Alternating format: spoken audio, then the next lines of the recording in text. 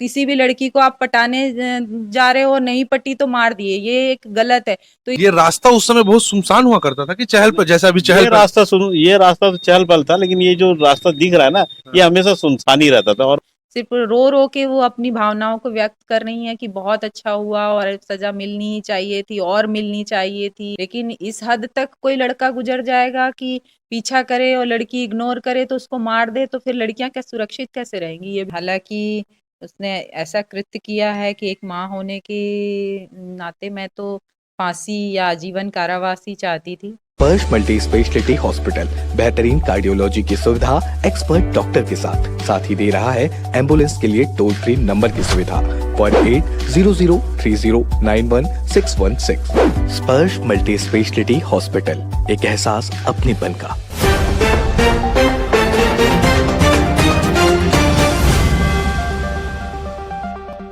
इस वक्त स्क्रीन पे आपको एक तस्वीर दिख रही होगी। ये तस्वीर जो है श्रृंखला यादव नाम की एक लड़की का है। श्रृंखला यादव पढ़ने लिखने में बहुत तेज लड़की थी। आप देख सकते हैं कि कितने सारे मेडल्स उसने जीता था पढ़ाई करके अपने काबिलियत के दम पे। उसकी माँ ने अच्छे से सजा के इसको रखा है उसकी याद में। 2019 में भिलाई में एक बहुत चर्चित मामला हो गया था। एक नाबालिग लड़के के द्वारा एक तरफा प्रेम प्रसंग करके और श्रृंखला यादव नाम की लड़की को पीछे करके सुनसान जगह का रास्ता पाकर उसको मौत के घाट उतार दिया था।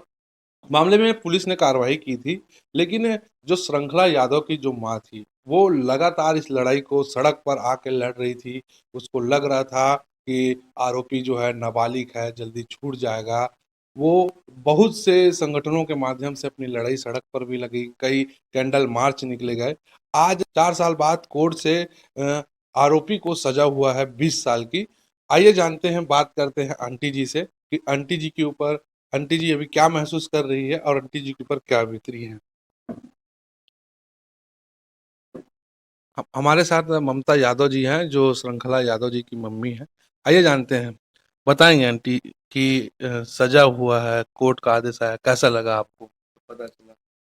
कोर्ट का कोर्ट का जो भी डिसीजन था, जो भी ये सजा हुई है, ये सम्माननीय है, क्योंकि वो नाबालिग था और ये एक सबसे बड़ी सजा है यहाँ पर।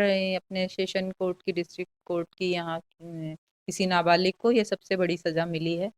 और हालांकि उसने ऐसा कृत्य किया है कि एक माँ होने के नाते मैं तो फांसी या आजीवन कारावास ही चाहती थी।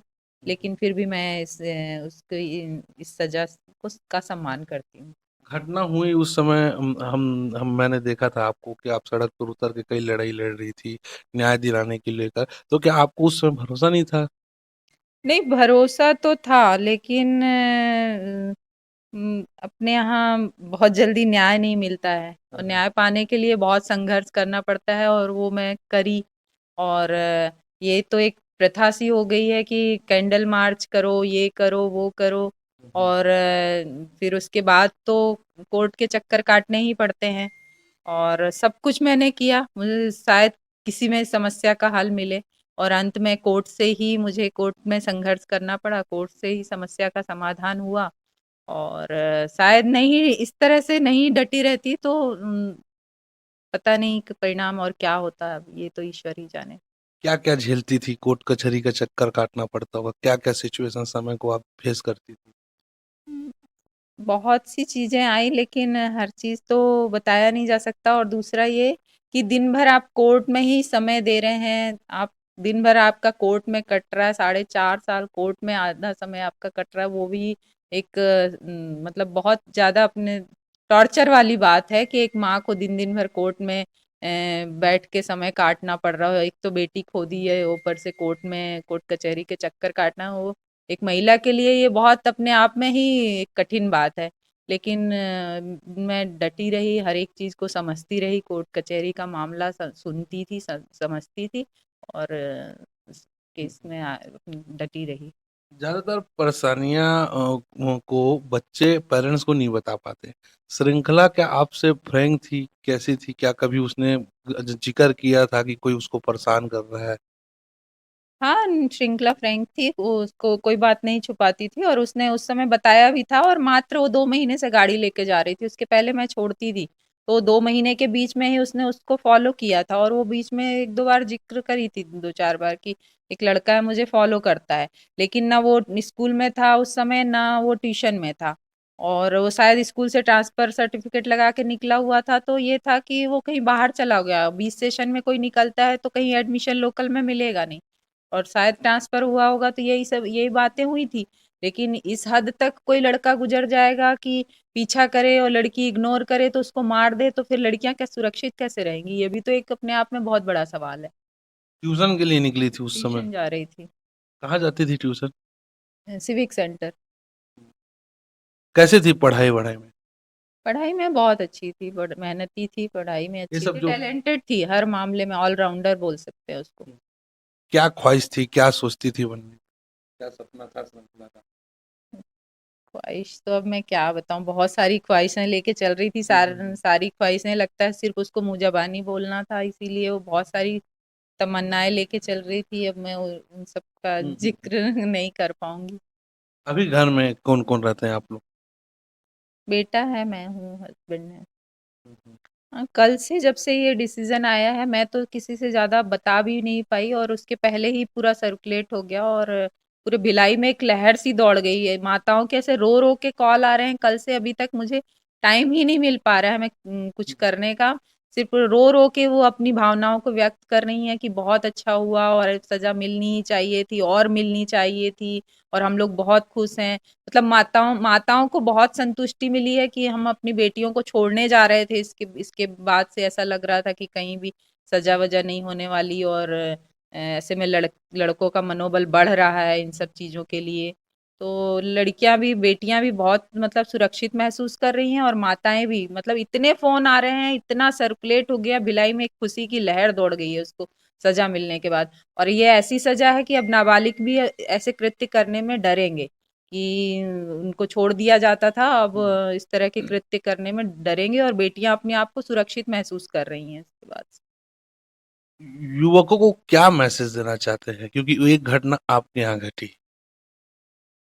युवकों को क्या, एक तो पेरेंटिंग की भी कुछ प्रॉब्लम है आजकल। ऐसा लग रहा है कि घर में बच्चों को ध्यान दिया जाए, फ्रैंकली उनके साथ, बेटों के साथ भी फ्रैंकली रहा जाए, उनकी हर बात को समझा सुना जाए और उनको समझाया जाए कि भाई लड़कियां बेटियां जो भी बहन बेटियां अपने आसपास में अपने घर में है वैसे ही बाहर की भी हैं, उनका सम्मान करो, उनको अच्छे अच्छे नजरिए से देखो, हमेशा उन पर गलत नजर डाल के उनको अपनी प्रॉपर्टी नहीं समझो कि बस किसी भी लड़की को आप पटाने जा रहे हो, नहीं पटी तो मार दिए, ये एक गलत है। तो इस चीज को सिरफिरेपन। सिरफिरेपन या जो भी है, इस सिरफिरेपन नहीं बोल सकते, ये मन मन का मतलब एक बड़ा बोलना चाहिए, मनमानी। सिरफिरे तो नहीं बोल सकते, मनमानी है कि हर किसी को अपना समझो, अपने मन में अपना समझ लो और उसको उसका पीछा करो और मार, नहीं बात मानते तो मार दो। ये मतलब ये सजा तो ऐसे लड़कों को तुरंत मिलनी चाहिए ताकि इस तरह की घटनाएं बढ़ती जा रही हैं और इस तरह की घटनाएं बंद हो। तो ये थी ममता यादव जी, श्रृंखला यादव की मम्मी। काफी खुश है न्याय मिलने के बाद, न्यायपालिका पर इनको पूरा भरोसा था। श्रृंखला यादव के नाम पे चौक भी बना है, श्रृंखला यादव के नाम पे बस स्टैंड भी बना है।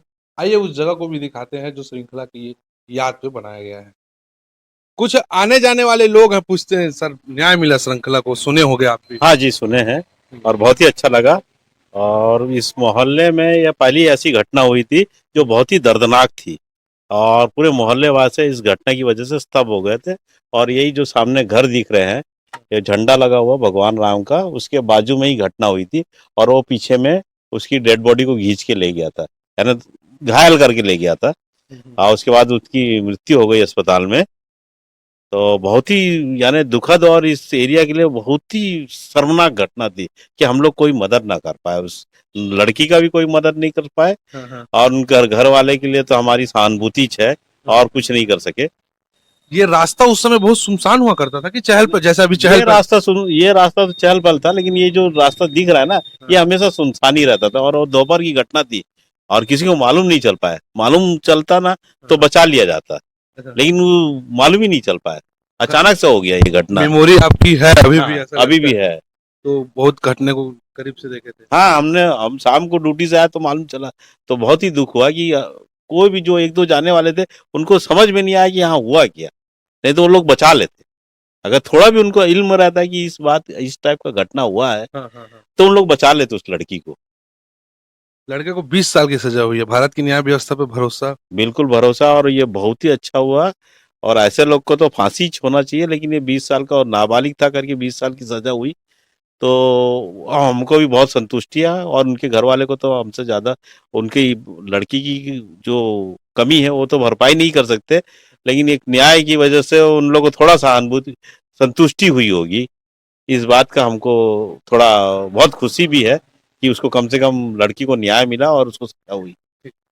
अंकल ने बताया, आपने सुना कि अंकल यहीं के रहने वाले हैं, यहीं उनका रास्ता आने जाने वाला है। ये जो मैदान दिख रहा है स्पॉट, यहीं पे वो घटना घटी थी। घटना के वक्त ये जो रास्ता है ये काफी सुनसान हुआ करता था। चहल पहल सिर्फ इसी रास्ते का उपयोग हुआ करता था, लेकिन बाकी जो ये वाला रास्ता है काफी सुनसान हुआ करता था। और उस समय जब घटना हुआ तो लोगों को समझ नहीं आया हो क्या हुआ, नहीं तो कोई ना कोई घटना को रोकने की कोशिश करते। श्रृंखला की याद में बस स्टॉप को बनाया गया है। लोग आने जाने वाले लोग जब भी इसको श्रृंखला को देखते रहे होंगे तो कहीं ना कहीं उनकी मेमोरी ताजा हो जाती रही होगी, और न्याय को लेकर हर किसी के अंदर एक आस छुपी रही होगी। जैसे कि अंकल ने खुल के बताया, भारत की न्याय व्यवस्था में सबको भरोसा था। आने जाने वाले राहगीर हैं जो इस रास्ते का प्रयोग करते हैं, मैत्री कुंज में ही रहते हैं। न्याय मिल गया है श्रृंखला को, आप भी सुने। नहीं, बहुत अच्छा हुआ, देर हुआ दुरुस्त हुआ, लेकिन मिला न्याय। घटना हुई उस समय आप आना जाना करते थे रास्ते नहीं, का? इस इलाके में बहुत कम था बनाने जाना, उस समय शायद ये रोड वोड भी नहीं बना था उतना, सुनसान हुआ करता अंधेरा हुआ करता था पूरा सब पूरा, था। और ये सब उतना नहीं था, इतने सब घर भी नहीं बने हुए थे उस समय, कम ही था। ये भी आवाजाही कम था, अभी तो पूरा अच्छा चालू हो गया, लाइट वाइट सब लग गया है अभी। उसके बाद अच्छा अपडेट हुआ है पूरा, मतलब रात के 11 बजे भी आप जा सकते हो इस लाइन से वैसा पूरा। भारतीय न्याय व्यवस्था क्या कहना है? वो अपनी जगह अच्छी है, देर होता है लेकिन अच्छे से काम होता है, दबाव पड़ता तो अच्छे से काम करते हैं। मतलब ऐसा है कि बिना दबाव काम नहीं होता है न्याय व्यवस्था में, दबाव पड़ता तब स्मूथली काम होता है। कितने खुश हो आपके मोहल्ले के बहुत बच्चे? खुश हूँ मैं, क्योंकि एक बच्ची को न्याय मिला आज। आज उसकी आत्मा ऊपर से देख रही होंगी तो तृप्त होंगी, और उसके मम्मी पापा को भी न्याय मिला है। लेकिन और इसमें माइनस पॉइंट ये है कि लड़का वयस्क को तब सजा मिल रहा है जब उस समय उसको मिलना था, ये एक माइनस पॉइंट है इसमें। और अब नाबालिग अगर अभी भी रहता तो फिर भारी रहता, वो सीधा सी बात है, उसका कोई व्यवस्था होना चाहिए सीधा न्यायपालिका में, ये चीज है। तो जैसा कि आपने आने जाने वाले राहगीरों से सुना, ये सब राहगीर यहीं मैत्री कुंज के ही रहने वाले हैं। आज से 4 साल पहले जिस किसी ने श्रृंखला यादव के केस के बारे में सुना, उसका दिल दहल गया, मन झिझोर सा गया था। लेकिन भारतीय न्याय व्यवस्था पर कहीं ना कहीं सभी को भरोसा है। हालांकि न्याय 4 साल बाद मिला, लोग बोल रहे हैं कि जल्दी ही सजा दे देना चाहिए था, भारत का जो नियम है उस हिसाब से उसको सजा मिला है। श्रृंखला की जो माँ है वो 4 साल तक कोर्ट कचहरी की चक्कर काटी, अंततः उसको भी न्याय मिला। और जैसे कि आप देख सकते हैं कि श्रृंखला के याद में बस स्टॉप बनाया गया है। अब श्रृंखला जो है लोगों की यादों में रहेगी, क्योंकि लोग श्रृंखला के नाम पे कहीं चौक तो कहीं बस स्टॉप बना दिए हैं उसकी स्मृति में। आने जाने वाले लोग जो देखते होंगे श्रृंखला को, पहले देखते रहे होंगे कि इस बच्ची का क्या होगा, इस बच्ची को कब न्याय मिलेगा। लेकिन आज जब लोग देखते होंगे तो जाते समय रास्ते से यही चर्चा करेंगे कि श्रृंखला को अब न्याय मिल ही गया। तीरंदाज न्यूज के लिए मैं हूं गौरव तिवारी। खुश है तो फिर खुशी मना ले, छोटा बड़ा केक मंगा ले, संगम में मिलता है बढ़िया केक, संगम में मिलता है बढ़िया केक।